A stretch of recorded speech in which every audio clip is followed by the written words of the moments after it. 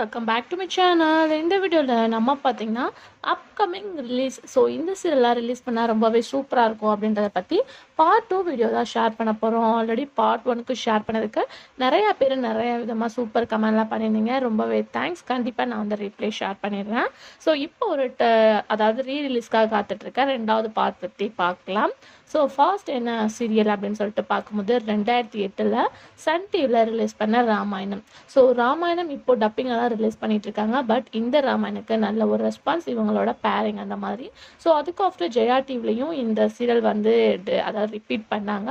But இந்த ராமாயணத்துக்கு எல்லாருமே ஒரு அடிக்ட்ஸ் அப்படின்னே சொல்லலாம். அவங்களோட பிஜிஎம்மாக இருக்கட்டும் எல்லாமே வேற லெவல், எக்ஸ்பிரஷன் வந்து சூப்பராக இருக்கும். ஸோ இந்த சீரியலுக்கு வாங்கவே நிறைய பேர் வெயிட் பண்ணிட்டு இருக்காங்க. அதுக்கு ஆஃப்டர் அப்படின்னு சொல்லிட்டு பார்க்கும்போது 2015 ரிலீஸ் பண்ண இருமலர்கள். ஸோ பாலிமரில் ஃபர்ஸ்ட் ரிலீஸ் பண்ணாங்க. அதுக்கு ஆஃப்டர் வந்து ஜீ தமிழில் இனிய இருமலர்கள் டெலிகாஸ்ட் பண்ணாங்க.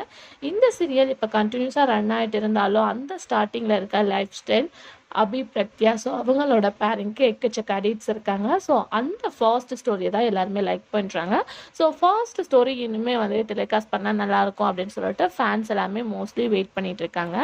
அதுக்கு ஆஃப்டர் அப்படின்னு சொல்லிட்டு பார்க்கும்போது பாலிமரில் 2014 ரிலீஸ் பண்ண உறவே உயிரே. ஸோ இந்த சீரியலை பற்றி கண்டிப்பாக சொல்லியே ஆகணும். ரவி ஷாலினி ஒரு சைல்ட்ஹுட் ஃப்ரெண்ட். ஸோ சடன்லி வந்து அவங்களுக்கு லவ் வருது.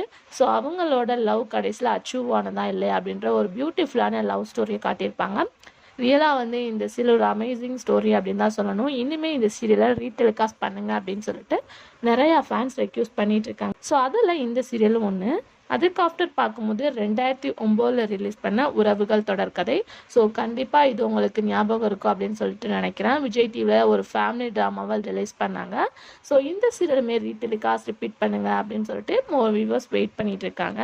அதுக்கு ஆஃப்டர் அப்படின்னு சொல்லிட்டு பார்க்கும்போது 2017 ஒரு வேற லெவல் ஹிட் கொடுத்த நினைத்தாலே இனிக்கும். ஸோ அந்த காலத்தில் இருக்க ஸ்கூல் லைஃப் ஸ்டைலில் அவங்களோட லவ் ஸ்டோரியை ஒரு நியூ ஜென்ரேஷன் மாதிரி காட்டியிருப்பாங்க. ஸோ இந்த காலத்தில் எப்படி இருக்குது, ஸோ அந்த காலத்தில் எப்படி இருந்தாங்க அப்படின்றத வந்து ஒரு ரியலி சூப்பராக காட்டியிருப்பாங்க. ஸோ மிஸ் பண்ணுற வியூவர்ஸில் இந்த சீரியலும் ஒன்று. ஸோ இந்த சீரியலில் நிறையா பேர் இன்ன வரை ரெக்யூஸ் பண்ணிட்டு இருக்காங்க. சமீர் அண்டு நித்யா இவங்களோட பேரண்ட்க்கு. ஸோ கண்டிப்பாக இந்த 5 சீரியலில் உங்களுக்கு பிடிச்ச சீரியல் எது அப்படின்றத மறக்காமல் கமெண்ட்டில் ஷேர் பண்ணுங்கள்.